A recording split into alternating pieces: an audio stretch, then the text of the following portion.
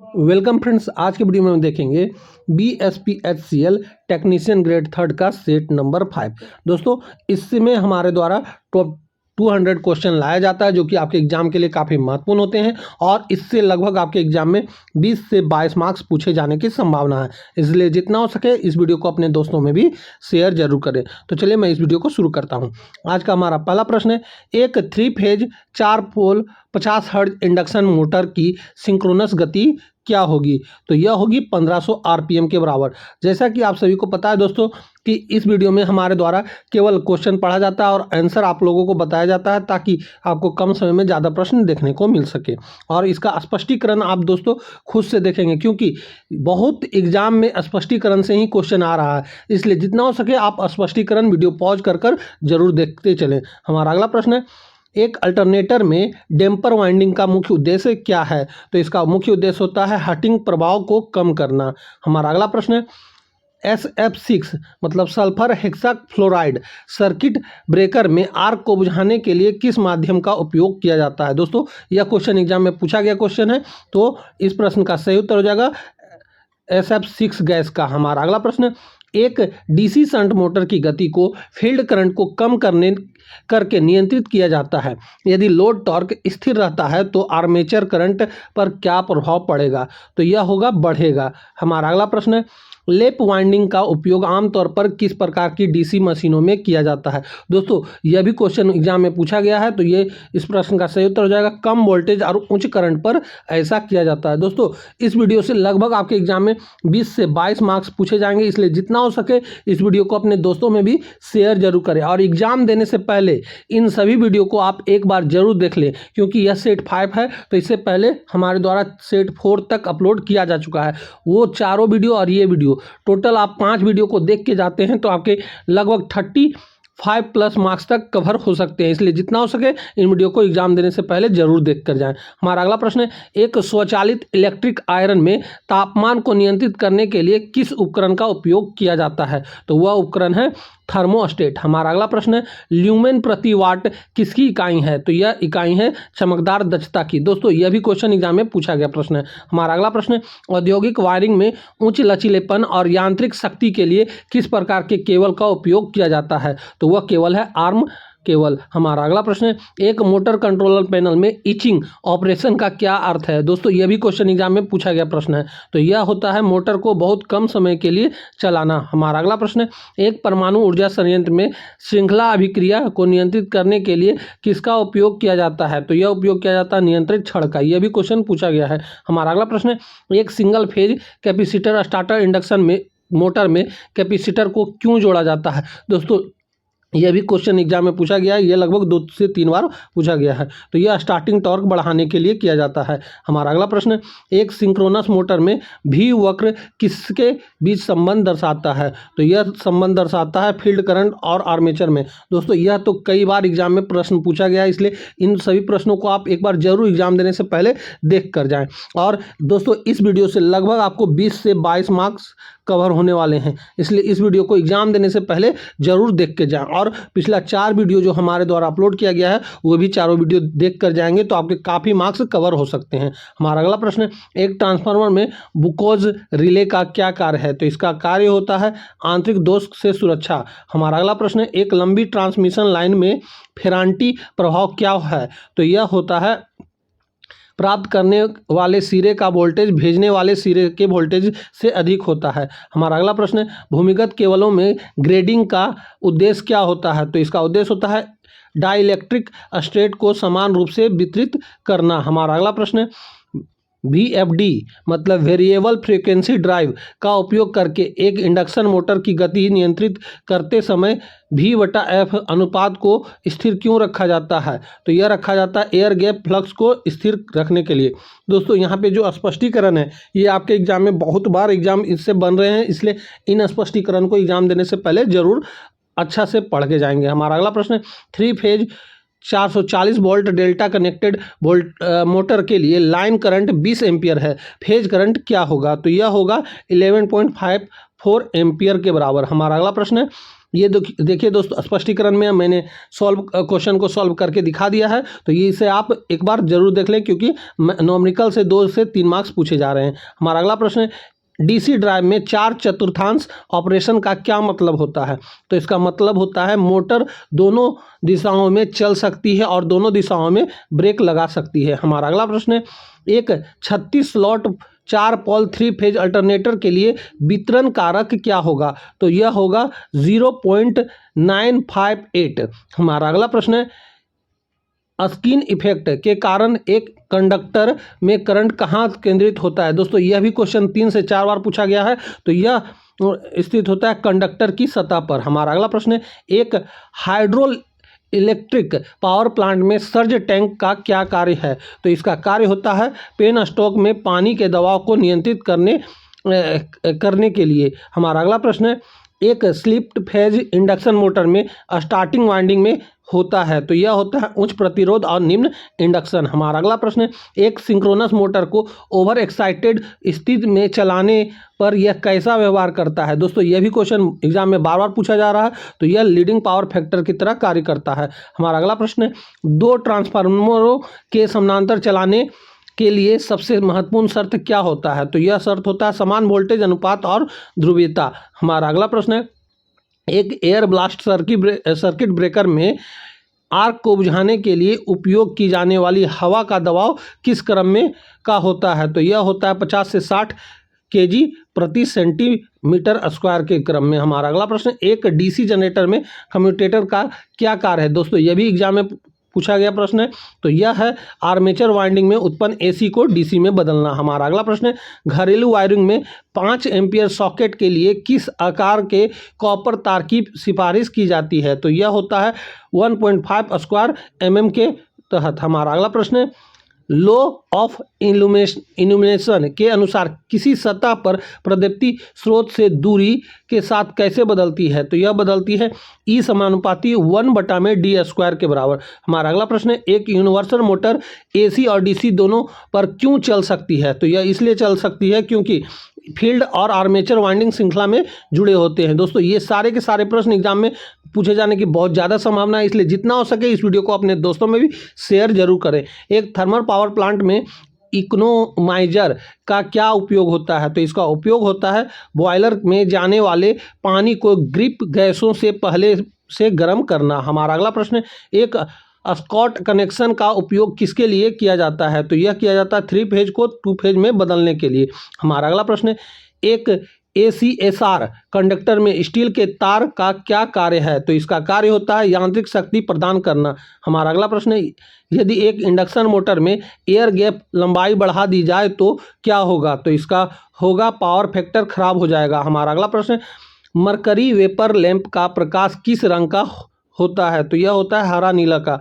हमारा अगला प्रश्न, भूमिगत केबल में होने वाले मरे लूप टेस्ट का उपयोग किस प्रकार के दोष का पता लगाने के लिए किया जाता है? तो यह है शॉर्ट सर्किट या अर्थ फॉल्ट को। हमारा अगला प्रश्न, एक 4 पोल डीसी मशीन के लिए डुप्लेक्स लैप वाइंडिंग में समानांतर पथों की संख्या कितनी होगी? दोस्तों यह भी क्वेश्चन एग्जाम में पूछा गया प्रश्न है, तो यह होगी 8। हमारा अगला प्रश्न, एक सिंक्रोनस मोटर को स्टार्ट करने के लिए की सबसे आम विधि कौन सी है? दोस्तों यह भी क्वेश्चन पूछा गया है, तो इस प्रश्न का सही उत्तर हो जाएगा डैम्पर वाइंडिंग का उपयोग करके ऐसा किया जाएगा। हमारा अगला प्रश्न, एक सर्किट ब्रेकर में की मैकिंग कैपेसिटी हमेशा उसकी ब्रेकिंग कैपेसिटी से अधिक क्यों होती है? दोस्तों यह भी क्वेश्चन एग्जाम में पूछा गया है और लगभग बार बार पूछा भी जा रहा है, तो इस प्रश्न का सही उत्तर हो जाएगा DC ऑफसेट के कारण फॉल्ट करंट के पहले चक्र का शिखर मान अधिक होता है। हमारा अगला प्रश्न है, सौर ऊर्जा संयंत्र में MPPT मतलब मैक्सिमम पावर पॉइंट ट्रैकिंग का क्या कार्य है? तो इसका कार्य होता है सौर पैनल से अधिकतम संभव शक्ति निकालना। हमारा अगला प्रश्न है, वाइंडिंग इंसुलेशन की क्लास F किस अधिकतम तापमान तक काम कर सकती है? तो यह काम कर सकती है 155 डिग्री सेंटीग्रेड तक। दोस्तों इस वीडियो से लगभग आपके 20 से 22 मार्क्स पूछे जाने की संभावना है, और इसके पहले जो 4 सेट अपलोड किए हैं, ये चारों सेट और ये 5वां सेट सबको मिलाकर आप एक साथ देख लेते हैं तो लगभग आपको 35+ मार्क्स तक कवर हो सकते हैं। और दोस्तों इसमें जो हमारे द्वारा स्पष्टीकरण आ रहा है, इससे तो आपको काफ़ी प्रश्न देखने को मिल रहे हैं, लगभग इसी से 20 मार्क्स तक कवर हो सकते हैं, इसलिए इसे जितना हो सके अच्छा से आप पढ़ के जाएंगे। हमारा अगला प्रश्न है, एक 3 फेज इंडक्शन मोटर में यदि रोटर प्रतिरोध बढ़ा दिया जाए तो स्टार्टिंग टॉर्क पर क्या प्रभाव पड़ेगा? तो यह प्रभाव पड़ेगा बढ़ेगा। हमारा अगला प्रश्न है, रिले के पिकअप वैल्यू का क्या अर्थ होता है? तो इसका अर्थ होता है वह न्यूनतम करंट जिस पर रिले ऑपरेट करना शुरू करता है। हमारा अगला प्रश्न है, स्टार डेल्टा स्टार्टर का उपयोग क्यों किया जाता है? तो इसका उपयोग किया जाता है स्टार्टिंग करंट को कम करने के लिए। हमारा अगला प्रश्न है, ट्रांसमिशन दक्षता की गणना कैसे की जाती है? तो यह किया जाता है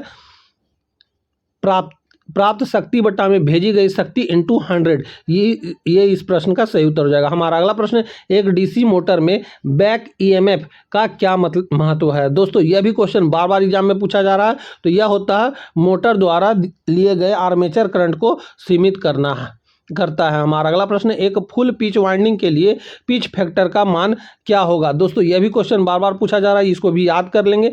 इसका मान 1 होता है। हमारा अगला प्रश्न है, एक विंड टरबाइन में पिच कंट्रोलर का उद्देश्य क्या है? तो इसका उद्देश्य होता है ब्लेड के कोण को समायोजित करके रोटर की गति और पावर आउटपुट को नियंत्रित करना। हमारा अगला प्रश्न है, एक कंट्रोल पैनल में पीएलसी का पूर्ण रूप क्या है? तो इसका पूर्ण रूप होता है प्रोग्रामेबल लॉजिक कंट्रोलर। हमारा अगला प्रश्न है, यदि किसी ट्रांसफार्मर की आवृत्ति 50 हर्ट्ज से घटाकर 40 हर्ट्ज कर दी जाए तो कोर लॉस पर क्या प्रभाव पड़ेगा? तो इसका प्रभाव पड़ेगा हिस्टेरेसिस लॉस बढ़ेगा और एडी करंट लॉस अपरिवर्तित रहेगा।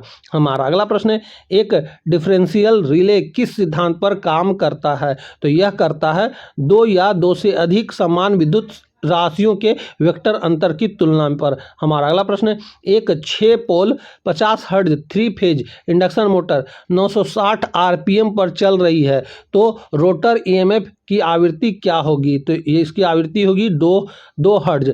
हमारा अगला प्रश्न है, अल्टरनेटर में वोल्टेज विनिमय की गणना के लिए ईएमएफ विधि को निराशावादी विधि क्यों कहा जाता है? तो इसे इसलिए कहा जाता है क्योंकि इससे प्राप्त वोल्टेज विनियमन का मान वास्तविक मान से बहुत अधिक होता है। हमारा अगला प्रश्न है, एक वितरण ट्रांसफार्मर के लिए उसकी वाणिज्यिक दक्षता की तुलना में पूरे दिन की दक्षता अधिकतम महत्वपूर्ण क्यों है? तो इसका इसलिए महत्वपूर्ण है क्योंकि यह 24 घंटे के दौरान अलग अलग लोड पर काम करता है, जिससे अधिकांश समय हल्का लोड होता है। हमारा अगला प्रश्न है, एक बड़ी डीसी मशीन में प्रतिकारिक वाइंडिंग का प्राथमिक उद्देश्य किसे बेअसर करना है?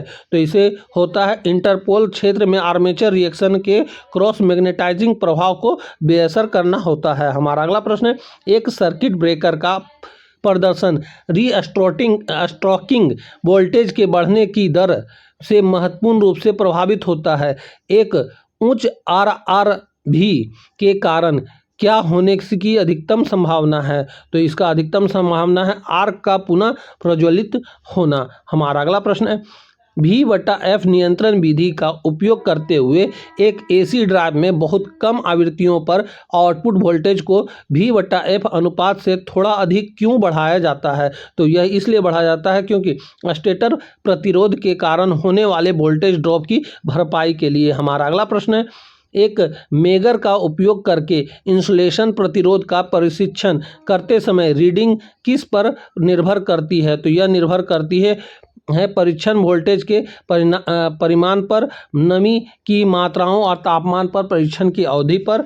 उपरोक्त में से सभी इस प्रश्न का सही उत्तर हो जाएगा। हमारा अगला प्रश्न है, एक 3 फेज केज इंडक्शन मोटर में यदि केज उड़ जाता है तो मोटर क्या होगा? यदि चल रही है तो कम गति और अधिक करंट के साथ चलती रहेगी, लेकिन स्टार्ट नहीं होगी। हमारा अगला प्रश्न है, एक हाइड्रो इलेक्ट्रिक पावर स्टेशन जिसे पीक लोड मांगों को पूरा करने के लिए डिजाइन किया गया है, उसे क्या कहा जाता है? तो इसे पीक लोड पावर स्टेशन कहा जाता है।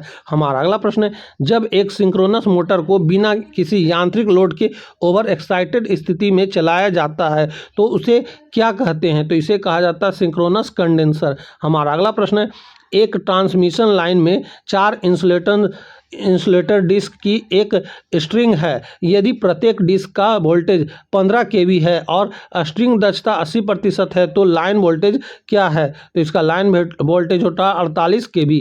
हमारा अगला प्रश्न है, एक AC वेल्डिंग की तुलना में DC वेल्डिंग का मुख्य लाभ क्या है? तो इसका मुख्य लाभ है बेहतर आर्क स्थिरता और नंगे इलेक्ट्रोडों का उपयोग करने की क्षमता। हमारा अगला प्रश्न है, क्लोलिंग एक 3 फेज इंडक्शन मोटर में एक घटना है जहां मोटर क्या होता है? तो अपनी रेटेड गति के लगभग 1/7वें हिस्से पर स्थिर रूप से चलती है। दोस्तों यह भी क्वेश्चन एग्जाम में पूछा गया है, इसलिए इन वीडियो को आप अपने एग्जाम देने से पहले जरूर देखें।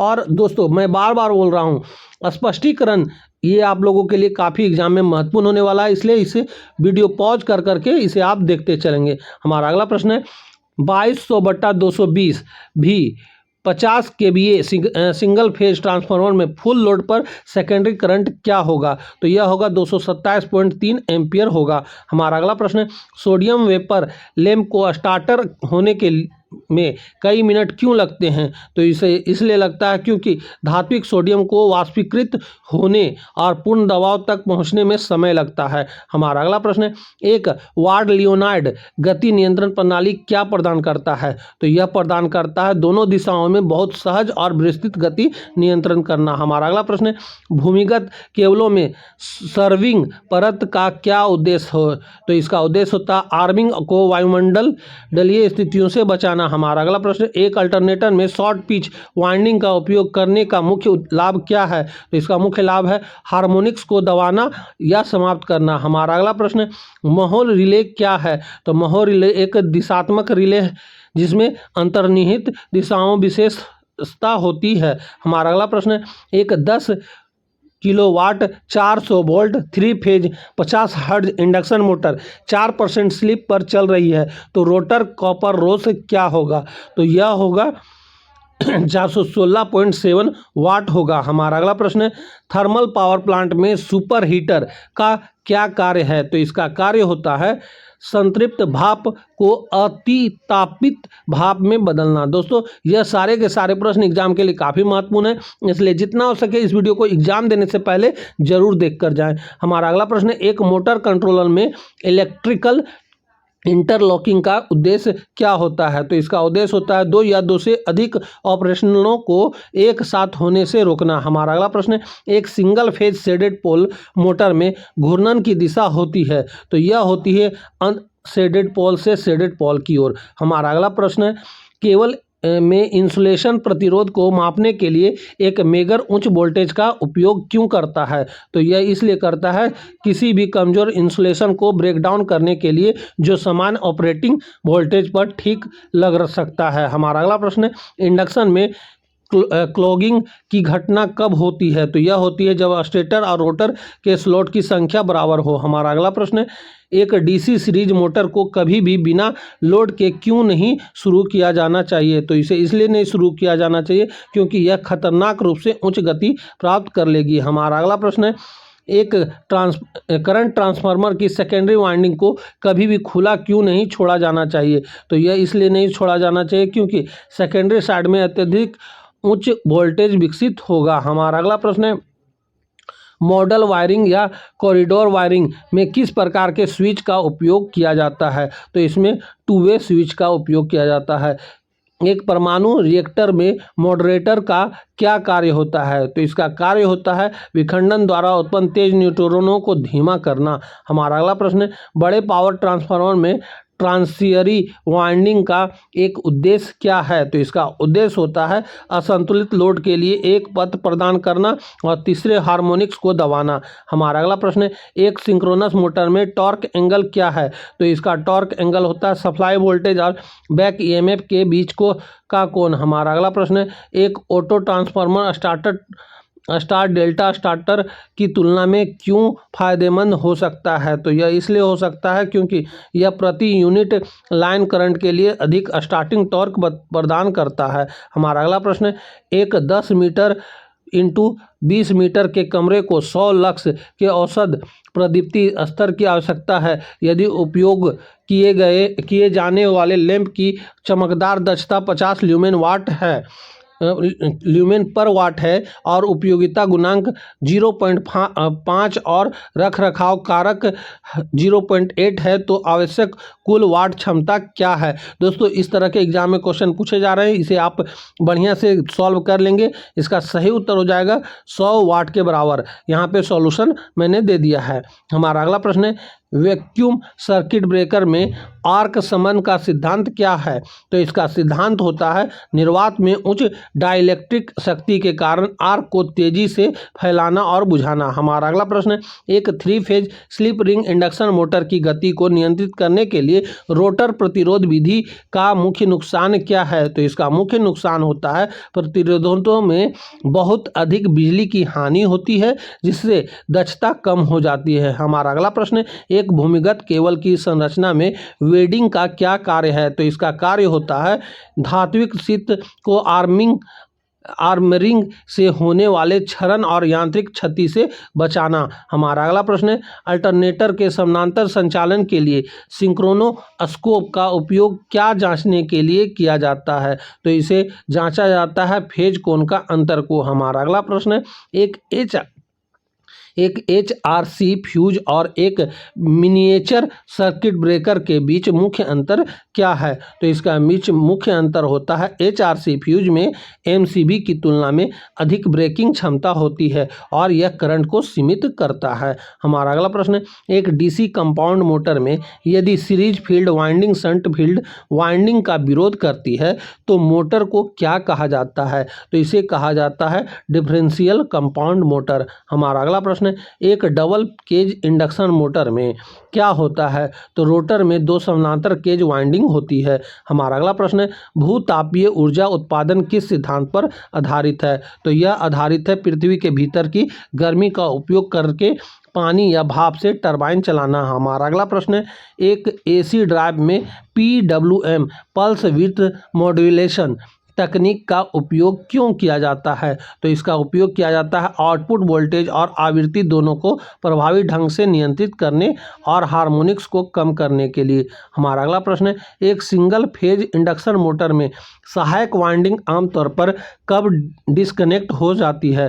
तो यह हो जाता है जब मोटर अपनी रेटेड गति के 70 से 80% तक पहुंच जाती है। हमारा अगला प्रश्न है, कोरोना प्रभाव के कारण ट्रांसमिशन लाइनों में कौन सी हानि होती है। तो यह होती है पावर लॉस। हमारा अगला प्रश्न है, आर्मेचर वाइंडिंग की तुलना में DC मशीन की फील्ड वाइंडिंग में होता है। तो यह होता है अधिक प्रतिरोध और अधिक टर्न। हमारा अगला प्रश्न है, यदि एक कैपेसिटर स्टार्टर मोटर में केंद्रापसारक स्विच खुलने में विफल रहता है तो यह क्या होगा।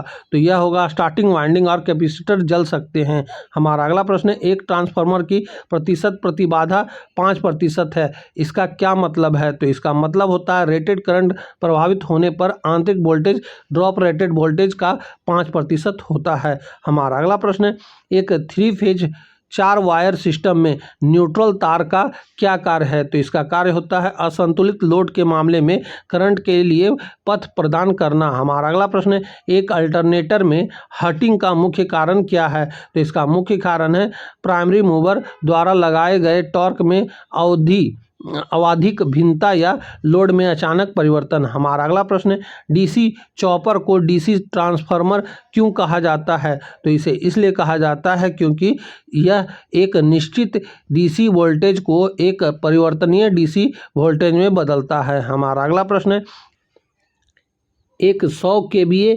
1100/440 वोल्ट ट्रांसफार्मर का आयरन लॉस 800 वाट और फुल लोड कॉपर लॉस 1200 वाट है, किस लोड पर ट्रांसफार्मर की दक्षता अधिकतम होगी। दोस्तों, यह भी क्वेश्चन पूछे जाने की बहुत ज़्यादा संभावना है, इसलिए इसका सही उत्तर आप देख लेंगे और कैसे सॉल्यूशन होता है ये भी आप नीचे स्पष्टीकरण में देख लेंगे। इसका सही उत्तर हो जाएगा 881.65 kVA होता है और सॉल्यूशन यहाँ पे दिया हुआ है, इसे आप वीडियो पॉज करके समझ लेंगे। हमारा अगला प्रश्न है, DC मशीनों पर किए जाने वाले हॉपकिंसन टेस्ट के बारे में क्या सत्य है। तो इसका सत्य होता है यह फुल लोड स्थितियों के तहत दक्षता निर्धारित करने के लिए एक पुनर्योजित परीक्षण है। हमारा अगला प्रश्न है, जिंक सिंक्रोनस मोटर में अधिकतम विकसित शक्ति कब होती है? दोस्तों यह भी क्वेश्चन पूछा गया है।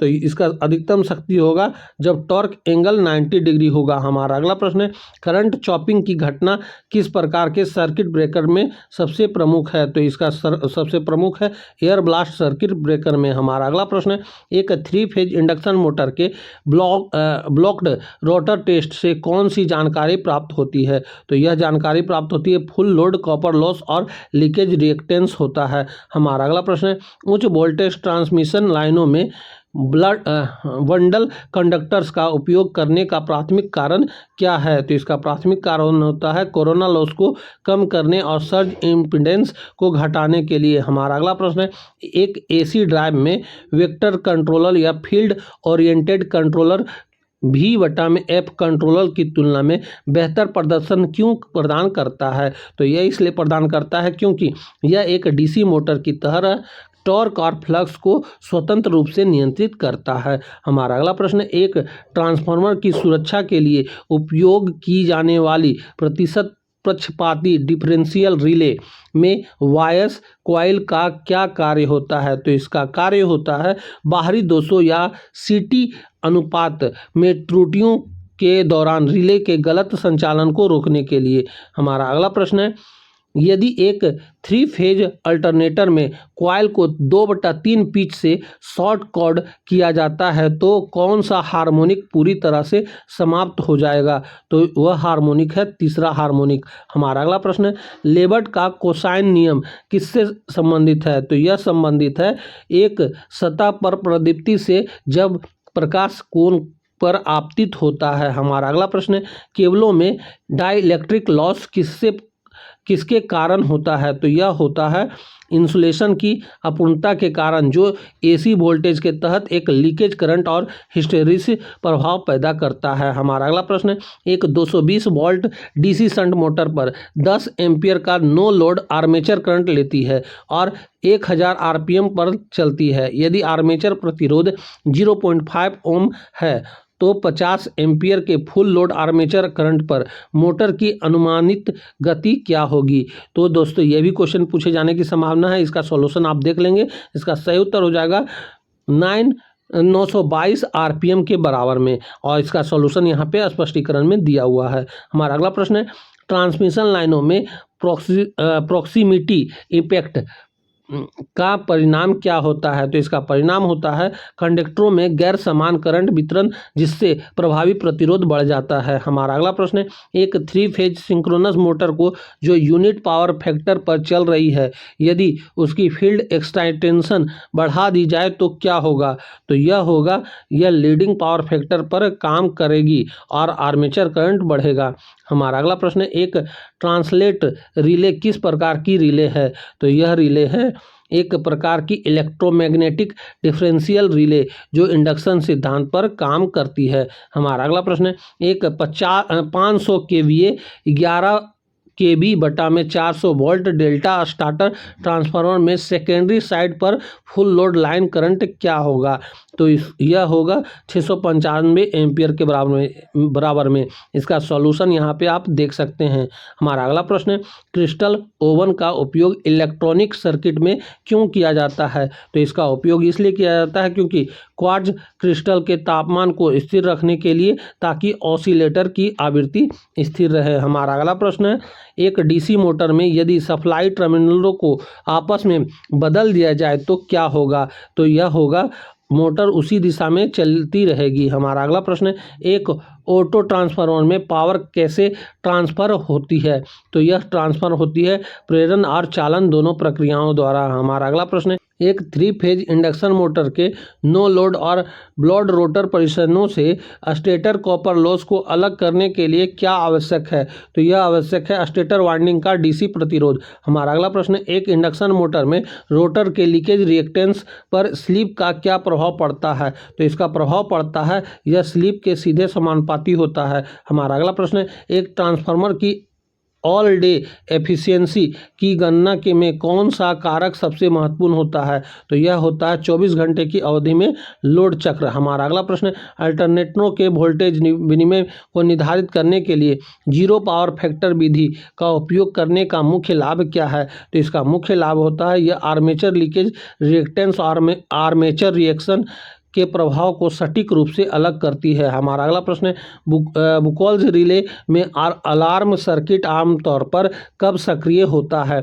तो यह सक्रिय होता है जब तेल के धीमे अपघटन से गैस धीरे धीरे जमा होती है। हमारा अगला प्रश्न है, ELCB अर्थ लीकेज सर्किट ब्रेकर और MCB मिनिएचर सर्किट ब्रेकर के बीच सुरक्षा का मुख्य अंतर क्या है? तो इसका मुख्य अंतर होता है ELCB फेज और न्यूट्रल के बीच करंट के अंतर लीकेज का पता लगाता है, जबकि MCB ओवर करंट होता है। हमारा अगला प्रश्न है, 3 पॉइंट स्टार्टर की तुलना में 4 पॉइंट DC मोटर स्टार्टर का मुख्य लाभ क्या है? तो इसका मुख्य लाभ होता है यह मोटर को फील्ड कंट्रोलर विधि द्वारा रेटेड गति से ऊपर चलाने की अनुमति देता है। हमारा अगला प्रश्न है, एक सस्पेंशन इंसुलेटर स्ट्रिंग में कंडक्टर के सबसे निकट की डिस्क पर सबसे अधिक वोल्टेज क्यों होता है? तो यह होता है इंसुलेटर और टावर के बीच शंट कैपेसिटर के प्रभाव के कारण। हमारा अगला प्रश्न है, एक प्रकाश स्रोत की तीव्रता 200 कैंडेला है।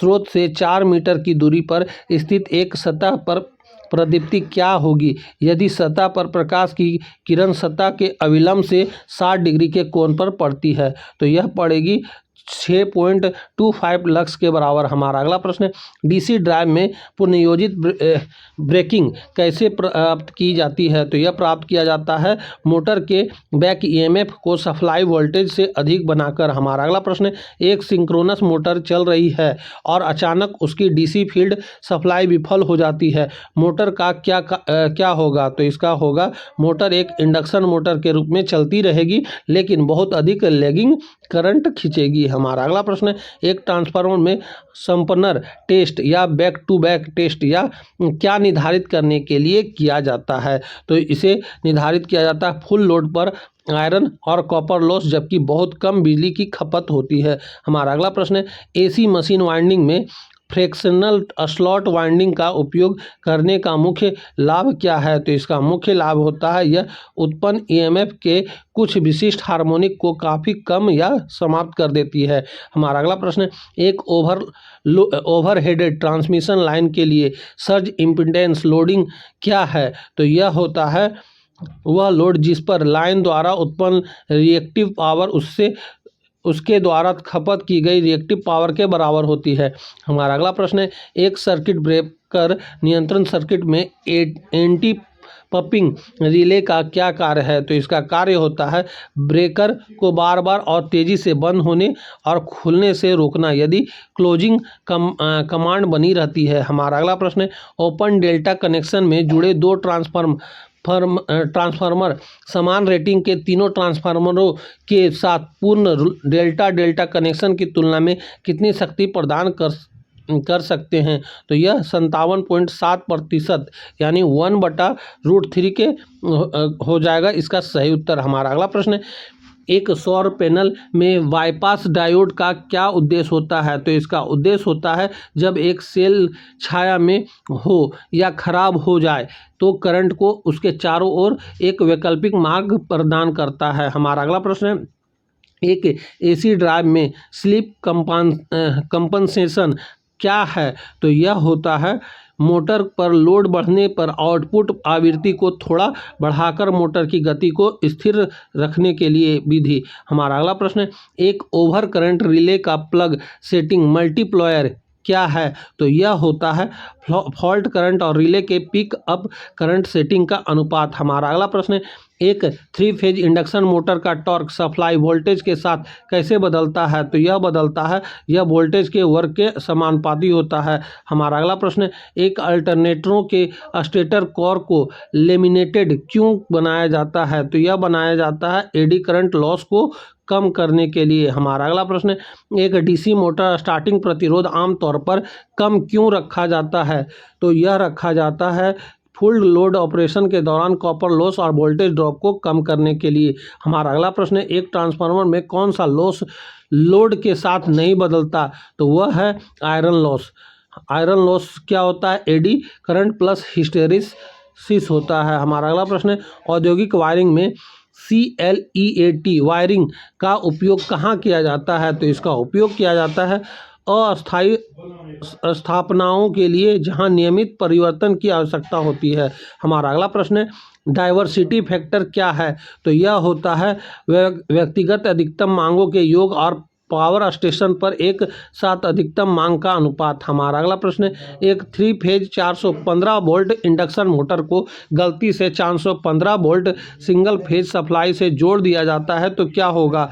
तो यह होगा, मोटर स्टार्ट नहीं होगी और एक जोर की गुनगुनाने की आवाज़ पैदा करेगी और ज़्यादा गर्म हो सकती है। हमारा अगला प्रश्न है, भी वक्र किस मशीन के प्रदर्शन को दर्शाता है? तो वह मशीन है सिंक्रोनस मोटर। हमारा अगला प्रश्न है, एक इलेक्ट्रिक मिक्सर ग्राइंडर में किस प्रकार की मोटर का उपयोग किया जाता है? तो वह मोटर है यूनिवर्सल मोटर। हमारा अगला प्रश्न है, कौन सा गैर पारंपरिक ऊर्जा स्रोत सबसे अधिक अनुमानित है? तो यह होता है ज्वारीय ऊर्जा। हमारा अगला प्रश्न है, एक 3 फेज इंडक्शन मोटर का पावर फैक्टर आमतौर पर कम क्यों होता है, खास करके हल्के लोड पर? तो यह होता है क्योंकि इसे एयर गैप में चुंबकीय क्षेत्र स्थापित करने के लिए एक बड़े मैग्नेटाइजिंग करंट की आवश्यकता होती है। हमारा अगला प्रश्न है, VFD का उपयोग करके इंडक्शन मोटर चलाते समय यदि आउटपुट आवृत्ति को 50 हर्ट्ज से बढ़ाकर 60 हर्ट्ज तक कर दिया जाए जबकि वोल्टेज को रेटेड वोल्टेज पर स्थिर रखा जाए तो मोटर का व्यवहार कैसा होगा? तो यह होगा, मोटर फ्लक्स कमजोर पड़ने वाले क्षेत्र में काम करेगी और टॉर्क कम हो जाएगा। हमारा अगला प्रश्न, एक सर्वो मोटर और एक स्टेपर मोटर के बीच मुख्य अंतर क्या है? तो इसके बीच मुख्य अंतर होता है, servo motor closed loop feedback system का उपयोग करती है जबकि स्टेपर मोटर ओपन लूप होती है। हमारा अगला प्रश्न है, उच्च वोल्टेज ट्रांसमिशन लाइनों में शब्द का क्या महत्व है? तो GMR शब्द का महत्व होता है, यह लाइन के इंडक्टेंस की गणना को प्रभावित करता है। हमारा अगला प्रश्न है, एक फुल्ली कंट्रोलर ब्रिज रेक्टिफायर का उपयोग करके DC मोटर की गति को नियंत्रित करते समय फायरिंग एंगल क्या होता है? तो इसका फायरिंग एंगल होता है आर्मेचर को मिलाने वाला औसत वोल्टेज कम हो जाता है जिससे गति कम हो जा सकती है। हमारा अगला प्रश्न है, निम्नलिखित में से किस सर्किट ब्रेकर में डाइलेक्ट्रिक स्टेट की रिकवरी की दर सबसे तेज होती है? दोस्तों यह क्वेश्चन पूछा गया क्वेश्चन है तो वैक्यूम सर्किट ब्रेकर पर होती है। हमारा अगला प्रश्न है, एक परमानेंट स्प्लिट कैपेसिटर या कैपेसिटर रनर मोटर में कैपेसिटर का मुख्य कार्य क्या है? तो इसका मुख्य कार्य होता है स्टार्टिंग और टर्निंग दोनों स्थितियों में मोटर के प्रदर्शन और पावर फैक्टर में सुधार करना। हमारा अगला प्रश्न है, फ्लेम प्रूफ या वेदर प्रूफ औद्योगिक लाइट फिटिंग में गैस्केट का प्राथमिक उद्देश्य क्या है? तो इसका प्राथमिक उद्देश्य होता है फिटिंग के बाड़े को सील करके धूल, नमी या ज्वलनशील गैसों के प्रवेश को रोकना। हमारा अगला प्रश्न है, HRC फ्यूज में AM प्रकार और GG प्रकार के बीच क्या अंतर है? तो इसके बीच अंतर होता है, GG फ्यूज समान प्रयोजन के लिए है जबकि AM केवल मोटर सर्किट की शॉर्ट सर्किट सुरक्षा के लिए है। दोस्तों ये सारे के सारे प्रश्न एग्जाम में पूछे जाने की संभावना है। लगभग इस वीडियो से आपके एग्जाम में 20 से 22 प्रश्न पूछे जाने की संभावना है, इसलिए इस वीडियो को एग्जाम देने से पहले एक बार जरूर देख के जाएं और स्पष्टीकरण को आप वीडियो पॉज कर करके देखेंगे क्योंकि इससे काफ़ी प्रश्न आपके एग्जाम में बनने वाले हैं। हमारा अगला प्रश्न है, एक बड़े पावर सब स्टेशन में बस बार की सुरक्षा के लिए उपयोग की जाने वाली सबसे आम डिफरेंशियल स्कीन कौन सी है? तो वह स्कीन है फ्रेम लीकेज प्रोटेक्शन। हमारा अगला प्रश्न है, ट्रांसफार्मर कोर में सिलिकॉन स्टील का उपयोग क्यों किया जाता है?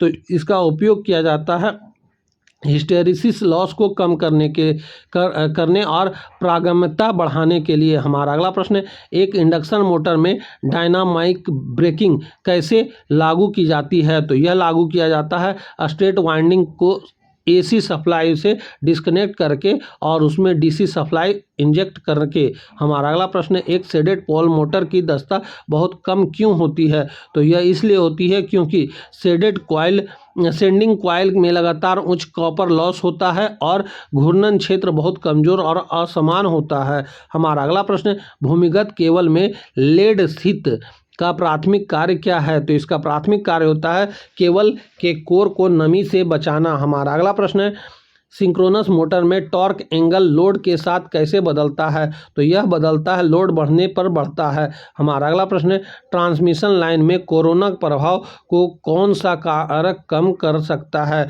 तो वह कारक है खोखले कंडक्टरों या बंडल कंडक्टरों का उपयोग करना। हमारा अगला प्रश्न है, एक एनर्जी मीटर की डिस्क लगातार क्यों घूमती है? तो वह होता है प्रेशर कॉइल और करंट कॉइल द्वारा उत्पन्न फ्लक्स के बीच परस्पर क्रिया के कारण। हमारा अगला प्रश्न है, एक डीसी जनरेटर में आर्मेचर रिएक्शन के कारण मुख्य फील्ड फ्लक्स पर क्या प्रभाव पड़ता है? तो यह प्रभाव पड़ता है, यह विकृति और कमजोर दोनों हो जाता है। हमारा अगला प्रश्न है, एक सिंगल फेज ट्रांसफार्मर के समानांतर संचालन के लिए कौन सी शर्त बिल्कुल आवश्यक नहीं है लेकिन वांछनीय है? तो यह होता है समान केवीए रेटिंग। हमारा अगला प्रश्न है, यदि एक डीसी शंट मोटर के फील्ड सर्किट को गलती से खोल दिया जाए जब वह चल रही हो तो क्या परिणाम होगा? तो यह परिणाम होगा मोटर खतरनाक रूप से उच्च गति प्राप्त कर लेगी। हमारा अगला प्रश्न है, स्किन इफेक्ट किस प्रकार की सप्लाई में अधिक प्रमुख होती है? तो वह होता है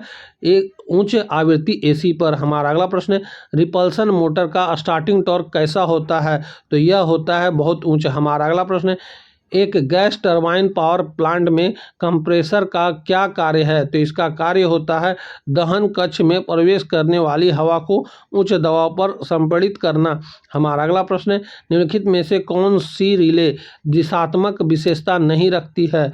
तो वह रिले है ओवर करंट रिले। हमारा अगला प्रश्न है, एक इलेक्ट्रॉनिक चॉक या ब्लास्ट एक पारंपरिक चुंबकीय ब्लास्ट की तुलना में फ्लोरो सेंट ट्यूब के लिए बेहतर क्यों है? तो यह बेहतर है, यह उच्च आवृत्ति पर काम करता है जिससे दक्षता बढ़ती है और झिलमिलाहट समाप्त हो जाती है। हमारा अगला प्रश्न है, किसी सामग्री की डाइलेक्ट्रिक स्ट्रेंथ को किसमें मापा जाता है? तो यह मापा जाता है किलोवोल्ट प्रति मिलीमीटर में। हमारा अगला प्रश्न है, एक पुराने प्रकार के रेसिस्टिव फैन रेगुलेटर की तुलना में एक आधुनिक इलेक्ट्रॉनिक फैन रेगुलेटर का मुख्य लाभ क्या है? तो इसका मुख्य लाभ होता है यह गति का बेहतर नियंत्रण प्रदान करता है और बिजली की काफ़ी बचत करता है। हमारा अगला प्रश्न है, एक 3.1/2 डिजिटल मल्टीमीटर में 1/2 डिजिटल का क्या अर्थ होता है? तो इसका अर्थ होता है यह सबसे महत्वपूर्ण अंक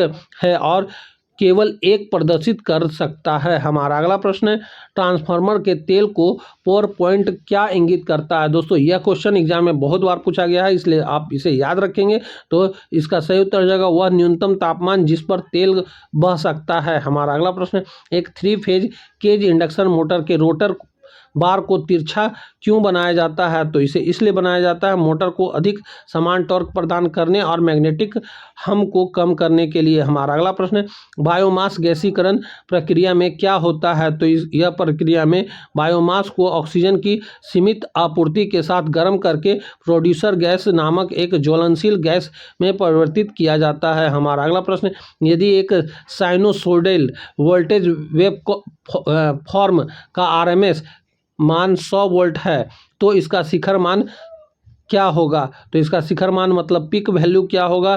तो यह होगा 1.14 वोल्ट के बराबर। हमारा अगला प्रश्न है, एक सिंक्रोनस मोटर की गति को कैसे बदला जा सकता है? तो सप्लाई आवृत्ति को बदलकर। हमारा अगला प्रश्न है, गॉस का नियम विद्युत क्षेत्र में किससे संबंधित है? तो यह संबंधित है एक बंद सतह के माध्यम से विद्युत फ्लक्स और उसमें संलग्न चार्ज के बीच का। हमारा अगला प्रश्न है, एक सिंगल फेज इंडक्शन मोटर में यदि मुख्य वाइंडिंग और सहायक वाइंडिंग के बीच फेज अंतर 90 डिग्री नहीं है तो परिणामी चुंबकीय क्षेत्र कैसा होगा? तो यह अंडाकार घूर्णन क्षेत्र होगा। हमारा अगला प्रश्न है, एक डीसी जनरेटर के लिए बाहरी विशेषता वर्ग किनके बीच संबंध को दर्शाता है? तो यह संबंध दर्शाता है टर्मिनल वोल्टेज और लोड करंट को। हमारा अगला प्रश्न है, एक ट्रांसफार्मर में लेप टेम्प चेंजर का उद्देश्य क्या है? तो इसका उद्देश्य होता है ट्रांसफार्मर के आउटपुट वोल्टेज को समायोजित करना। हमारा अगला प्रश्न है, एक मशीन नियंत्रण पैनल में एक पुश बटन समानांतर रूप से खुला होता है, उसका क्या कार्य है? तो इसका कार्य होता है दबाए जाने पर सर्किट को पूरा करना। हमारा अगला प्रश्न है, इलेक्ट्रिकल डिस्चार्ज मशीनिंग में सामग्री को कैसे हटाया जाता है? तो इसे हटाया जाता है वर्क पीस और एक इलेक्ट्रोड के बीच नियंत्रित विद्युत स्पार्क्स की एक श्रृंखला द्वारा। हमारा अगला प्रश्न है,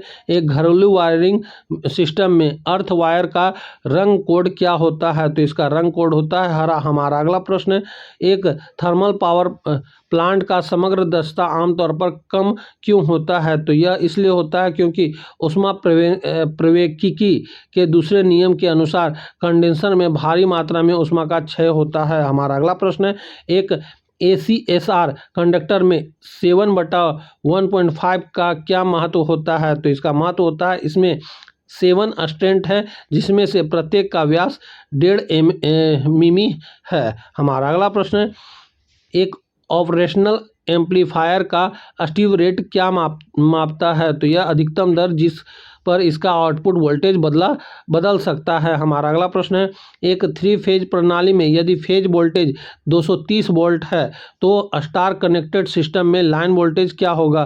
तो यह 400 वोल्टेज होगा। हमारा अगला प्रश्न है, एक इग्निशन कॉइल का कार्य क्या है जैसा कि एक ऑटोमोबाइल में उपयोग किया जाता है? तो यह किया जाता है, यह बैटरी के निम्न वोल्टेज को स्पार्क प्लग को फायर करने के लिए आवश्यक उच्च वोल्टेज में परिवर्तित करता है। हमारा अगला प्रश्न है, एक सिंक्रोनस मोटर को सिंक्रोनस क्यों कहा जाता है? तो इसे इसलिए कहा जाता है क्योंकि इसका रोटर स्टेटर के घूर्णन चुंबकीय क्षेत्र के साथ ठीक उसी गति से घूमता है। हमारा अगला प्रश्न है, एक थर्मिस्टर क्या है? तो इसका होता है यह प्रतिरोधक जो तापमान के साथ अपने प्रतिरोध को महत्वपूर्ण रूप से बदलता है। हमारा अगला प्रश्न है, एक डीसी जनरेटर में इंटरपोल का मुख्य कार्य क्या है? तो इसका मुख्य कार्य होता है कम्यूटेशन में सुधार करना और स्पार्किंग को कम करना। स्पष्टीकरण आप जरूर एग्जाम में पढ़ के जाएंगे क्योंकि इससे काफ़ी प्रश्न आपके एग्जाम में पूछा जाएगा। हमारा अगला प्रश्न है, पावर फैक्टर सुधार के लिए कैपेसिटर बैक को डेल्टा में क्यों जोड़ा जाता है, स्टार में नहीं? हमारा इस प्रश्न का सही उत्तर हो जाएगा क्योंकि समान रिएक्टिव पावर प्रदान करने के लिए डेल्टा कनेक्शन में प्रति फेज कैपेसिटर का मान स्टार कनेक्शन की तुलना में 1/3 होता है। हमारा अगला प्रश्न है, एक भूमिगत केबल और एक ओवरहेडेड लाइन की तुलना में केबल का मुख्य नुकसान क्या है? तो इसका मुख्य नुकसान होता है इसकी प्रारंभिक लागत बहुत अधिक होती है और दोषों का पता लगाना और मरम्मत करना मुश्किल होता है। हमारा अगला प्रश्न है, एक डबल बस बार व्यवस्था का मुख्य लाभ क्या है? तो इसका मुख्य लाभ होता है यह बेहतर विश्वसनीयता और रख रखाव में लचीलापन प्रदान करता है। हमारा अगला प्रश्न है, एक अल्टरनेटर का सिंक्रोनस रिएक्टेंस क्या दर्शाता है? तो यह दर्शाता है आर्मेचर लीकेज रिएक्टेंस और आर्मेचर रिएक्शन के प्रभाव का संयुक्त काल्पनिक प्रभाव। तो दोस्तों यहीं पे हमारा यह वीडियो समाप्त होता है और ये वीडियो लगाकर टोटल 5 सेट हमारा 200 का क्वेश्चन का हो गया है और 100 क्वेश्चन का मैंने 10 सेट आप लोगों के लिए अपलोड पहले ही कर दिया है जो कि काफ़ी एग्जाम में पूछा जा रहा है। इसलिए जितना हो सके इन सभी वीडियो को एग्जाम देने से पहले एक बार जरूर देख कर जाएँ। तो अब हम मिलेंगे आपसे अगली वीडियो में, तब तक के लिए जय हिंद, वंदे मातरम।